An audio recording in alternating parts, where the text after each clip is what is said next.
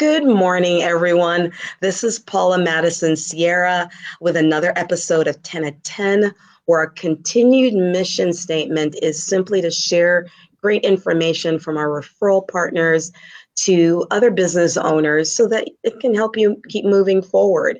For those of you who don't know me, I'm Paula Mattisonsierra. I'm the owner of Power Marketing SF here in San Francisco, a marketing company that works with small to mid-sized businesses, also helping them to keep moving forward. And so thanks for joining us today. So if you are, all your disorganization is like spilling out into the rest of your life and it's making you less efficient, you're spending way too much time trying to find things instead of executing, I think this is a show for you today. Our show today is Decluttering Your Office for 2020, and we have Lucy Wahl, Milligan Wahl. Yes. Lucy, why don't you go ahead and introduce yourself to everyone? Sure. Milligan Wahl. I am a professional organizer. I'm working here in San Francisco, California, and I work with busy professionals, people who don't have a lot of time, people who are just trying to make everything happen in life. And I work in a lot of home offices, and I also do other areas in the home as well. So very familiar with working with entrepreneurs, business people, anyone who does any work at home. So we met the other day, Lucy and I met, we're both in BNI, and we met, and as soon as I heard her story, I was like, you know something, I know of a lot of my business owners. I go to their offices and I'm like, what the heck? You know? And it's like, they're so organized and put together, you know, and it's like, what happened in your office? Like, is this what's going on in your brain? Like, I need someone. And so it was like great meeting you, you know? So why do you do this? Like, what got you on this path in the first place? I never asked you that story, but I'd love to have you share it today. Sure. Well, I actually grew up really loving being organized. Like, my parents always tell the story where, like, if I ever, that child. Oh yeah, if I ever like got a new box of crayons, the first thing I'd do would be dump them all out and then rearrange them in what I consider to be rainbow order. So I do come by it honestly. But I started to notice when I was sort of in my 20s and going to grad school that you know, people who are really, really, really smart and really high achieving can manage to do that in environments that are pretty disorganized. And I just thought to myself, if these already successful people could have an organized environment that supports them, how much more could they do and how much less stress could they feel as they're going about their lives? So I was really motivated by my friends and just seeing their successes and wanting to support them. Oh my God, that is so true, because I'll tell you, the days when I go and I'm trying to do better at it, I'm not that great at it yet. I'm just starting. But like at the end of the day, clear my desk, you know, because by the time I'm finished, I have a pile and those are all my to-do piles and I want to get rid of them. And there's just so much.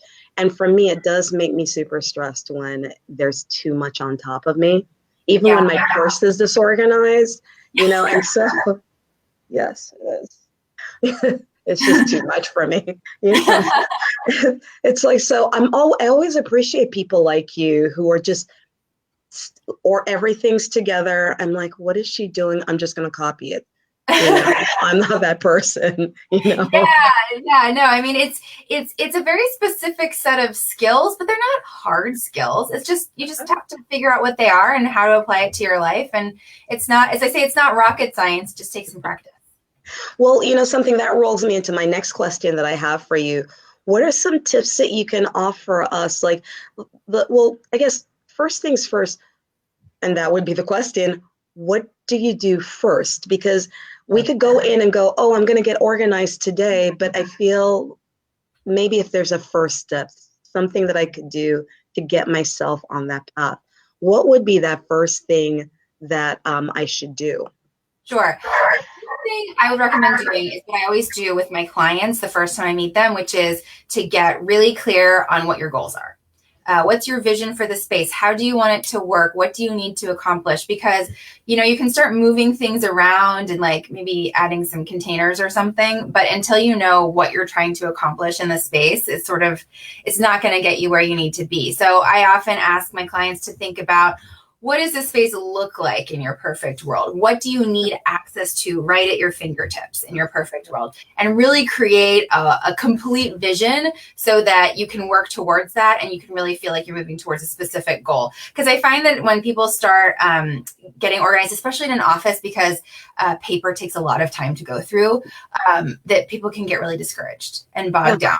So if you have this really strong vision of what you're trying to work towards, you can move a lot faster.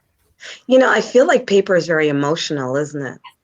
It's very emotional for folks, you know. It's like, I mean, I remember going into one of my clients' office and I saw something and literally I intuitively was about to crumble it. And he said, no, I need that. I'm like, but it's a receipt for gum from Walgreens for like $2.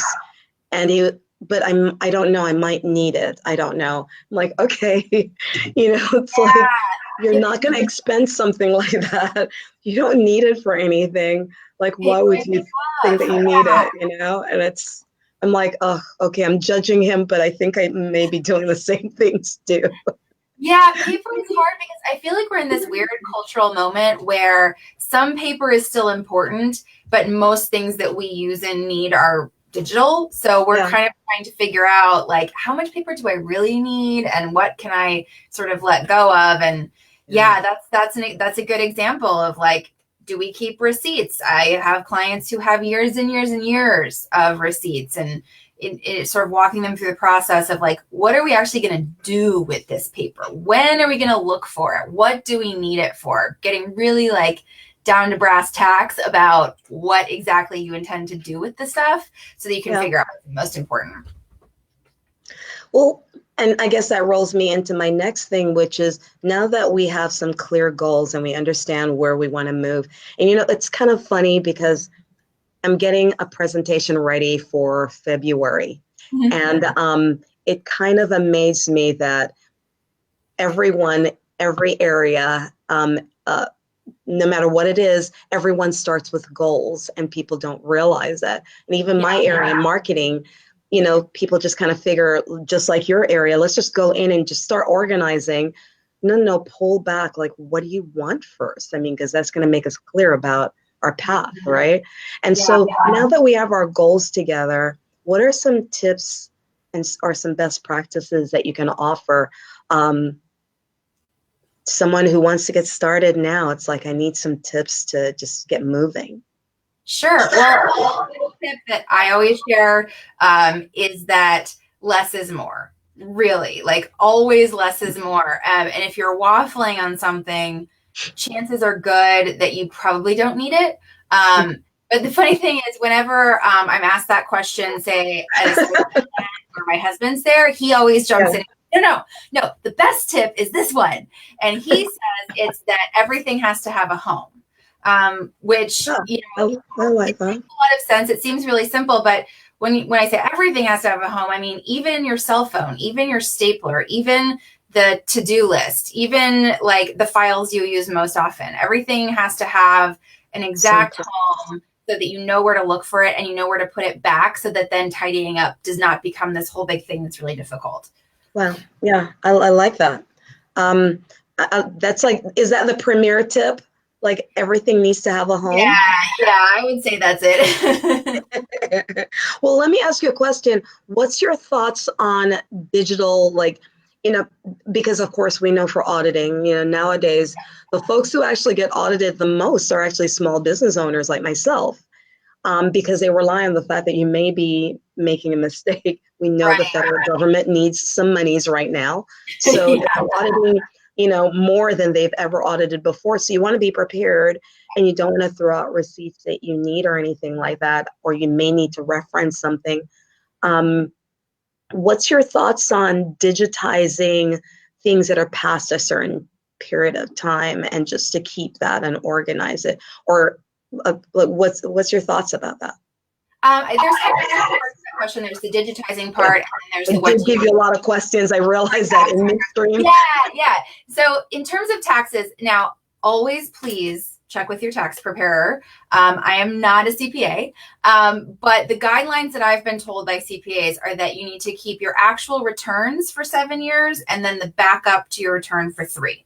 So that would be the receipts and all the backups. Now, your situation might be different. Please check with your tax preparer, but that's sort of the general guideline. So then the question becomes, of those 7 years and 3 years, what do you digitize? What do you not? The actual returns, digitizing those isn't a bad idea because those can be reprinted. In terms of actual receipts and backup information, I might, because it's just a few years, I might just keep that in hard copy.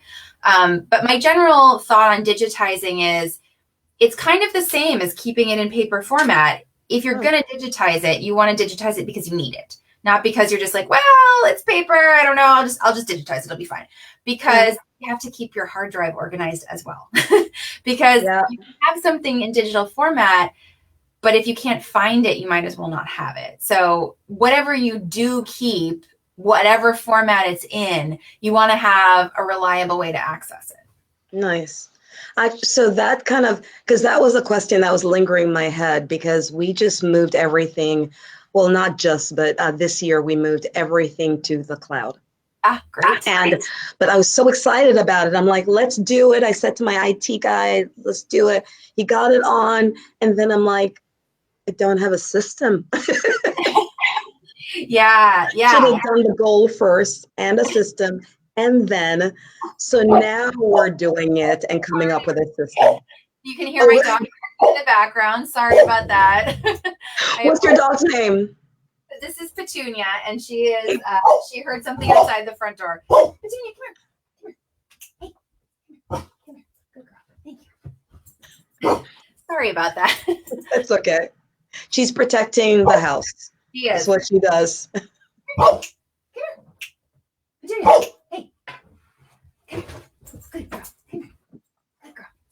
Come on. Okay. And you know, the funny part is if you let her out, she's going to want to come back in. Exactly. So we're gonna try and get her to calm down. I appreciate your patience. No, not at all. Not at all. You know, that and babies. Right. We haven't had one walk into an episode while it's going on so far, but we've had one knocking at the door, but we couldn't hear it. But the interviewee. Oh no. Can you hear that? I'm like, no, what? There's a little person outside, like trying to let me in. You know? Yeah. That would be extremely distracting. You know, so, but do you have any suggestions about, because this is such a new medium now, and it's really very efficient. And even as we're starting to organize it, we're getting there. We're going to be finished soon, but it's going to be so terrific being able to access it and not just looking for it now, but my thing is 5 years from now, if we need to find something, where is that, you know? And so I'm excited about that, but do you have any tips on that new platform, on cloud-based organization? Sure. With cloud organizing, actually, someone asked me this recently, just in terms of what service you use, how you do it. I think it's just really important to pick one way of doing it and commit to it for at least like a few months minimum to see if it works for you. So like come up with like a hierarchy of folders or whatever, and commit to that arrangement and that cloud service, and really see if it works before trying to switch around, because people really run into problems where they're trying to do a little bit of this and a little bit of that and mix it up together. That's when things get really confusing. So you want to keep it really, really clear and really give whatever method you're using a good old college try before you try and switch it up. Oh, no, totally. Because for me, I realize it's not just for me, it's also for the other folks working with me who need to access as well. It needs to be intuitive. And so actually for me, that's what's taken us the whole year, making sure that the system is intuitive for everyone, you know? Yeah. And by the way, I love that her name is Petunia, by the way. When you have a large dog, just give her a silly name. Okay. I have a friend back east whose dog is named Baby, but he's not a baby. He's so big. So That's it's the awesome. same rule. It's like, go with something that makes no sense. It's like, baby. This is not a baby-sized dog at all. It's like, Yeah. what? Oh, okay. He has a baby attitude, but I don't know. So is the cloud-based organization, is that something that you offer as well, Lucy, to business owners? I usually help with physical stuff because most of the time when someone is coming to me to help them organize an office, they haven't really digitized, and they tend to have a lot of paper, and that's really overwhelming them, and they're not sure what to do with it. And what I tend to do is really help them get clear on what it is they need to keep in file. And then at that point, then we talk about, should we digitize, should we not? And the actual work of digitizing is pretty simple and can be outsourced pretty quickly. But if the deciding what we keep and how is sort of outside of whether we digitize or whether we don't. Okay. All right. So the question that I've been eager to ask, it's not gossipy. Okay, maybe it is. All right. Don't judge me, Lucy, but like I said, I've been to some offices where I'm like, what, I'm shocked, and they're so comfortable in the madness. Mm-hmm. So what's the worst home office or office environment you've ever seen? Well, I don't want to tell tales on any of my clients. Yep, However, don't use names. We'll I will protect the say innocent. that often clutter in a home office or really anywhere else in the home, there's often something that happened that the person sort of lost control with whatever system they were using before, and it kind of went downhill from there. So for example, I do have a client who went through a divorce about a year ago, and from the date of the divorce, the paper just started piling up because this client didn't have sort of the system and the strategy to keep everything going. Pardon me, I'm so sorry. Petunia, come here. Come here. Good girl. Good girl. Okay. So it was just sort of paper on every surface is basically kind of what you tend to see in those kinds of situations, which feels very overwhelming for the client, even though it's actually not that big of a deal to fix. It feels really overwhelming. Paper really is emotional, Yeah, definitely. And it once it piles up, it feels like it's too big to go back. And the other thing that's tough with offices is, as you said, if people get really comfortable, then they don't even notice how much the environment is stressing them out. And so they're not really in a place where they see the benefit of putting in all this work and sifting through the paper and really getting down to the bottom of it. Yeah. But once you do, the impact on your productivity is huge, enormous. Yeah. And this is kind of a side question here for referral purposes, but do you do one-person offices? Because there's a lot of solopreneurs who have spaces downtown in San Francisco. So you're not dealing with like a team or anything, but maybe just like an assistant and their office or something. Would that be an environment that would work for you as well? I generally just do home offices just because the context of the residential environment is what I specialize in. Okay. But I have done solo offices before. I tend not to work, Petunia. I tend not to work with anyone who's got an assistant on board, just because then you get into issues of management and workflow. And that's not really my personal specialty. I'm really more the person who deals with the actual stuff. So I want to be working one-on-one with the person who's using the stuff primarily, and not having to figure out how the workflows run, just because that's not my area of expertise. Okay. All right. So Miss Amazing Lucy, what differentiates you from everyone else then? Because I'm hearing one that just popped up. So I'm like, I had to ask you that question. Residential versus a business environment. What differentiates you overall then from other professional organizers out there? Sure. Well, Partially, it's my focus. So my focus is on busy, successful professionals and entrepreneurs. So I'm working with people where every adult in the home, whether it's a single, whether it's a couple, whether it's a family, every adult in the home is working and busy. So that type of go professional life, that's what I really understand and specialize in. I have an MBA. A lot of my friends are in business, my contacts. So this is the world that I'm most comfortable in. So if that's you, you'll probably be a good fit for me. And then just in terms of what I offer, I'm very practical. I'm very down to earth. I customize every solution. And I have more than 5 years of experience doing this, which is actually a long time in the professional organizing industry. People sort of drift in and out. So yeah, experience, expertise, and focus on the professional. Nice. I love it.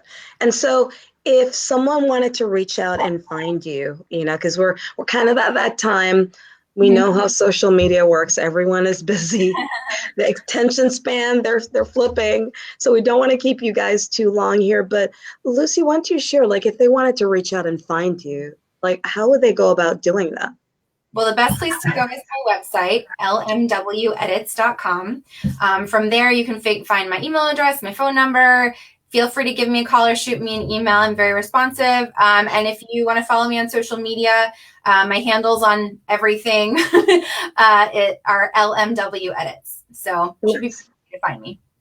Thank you so much for coming on the show today. I really appreciate it because, like I said, it seems simple enough and it's almost something that, well, I could take care of it myself. But you know what I'm realizing in situations like, because paper is so emotional, it's so much easier just to step back and bring the expertise in to assist you. And one of the reasons why we started this show as well, our continued mission statement of 10 at 10, is to really share that business and life information, because we realize that as business owners, we don't know everything. And there are things that we all could share from each other. And so thank you so much today for coming on and sharing with everyone how to basically pull it aside from the organization a little bit and look at it as efficiency. And how much more efficient you could be if you got your office organized. People, 2020 is coming up. Let's do some better things here. I can't believe it's like right around the corner. It's like a couple of days from now.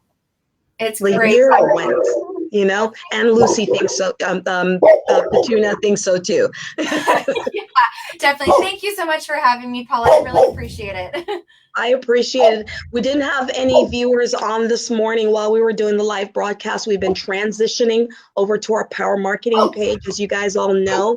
But I really appreciate the guys who come in and watch us on the replay. We've been getting a lot of you guys, friends plus folks that I've never seen before. So I really appreciate you guys doing this.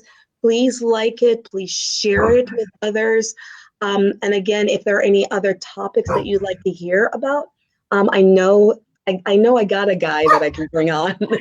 So thank you so much again. My name is Paula Mattisonsierra, and with Lucy Milligan Wahl this morning, sharing with you decluttering tips to get you moving from 10 to 10. Thank you so much, guys. Have a wonderful day. Thank you, Lucy. And Thank you. Keep moving forward.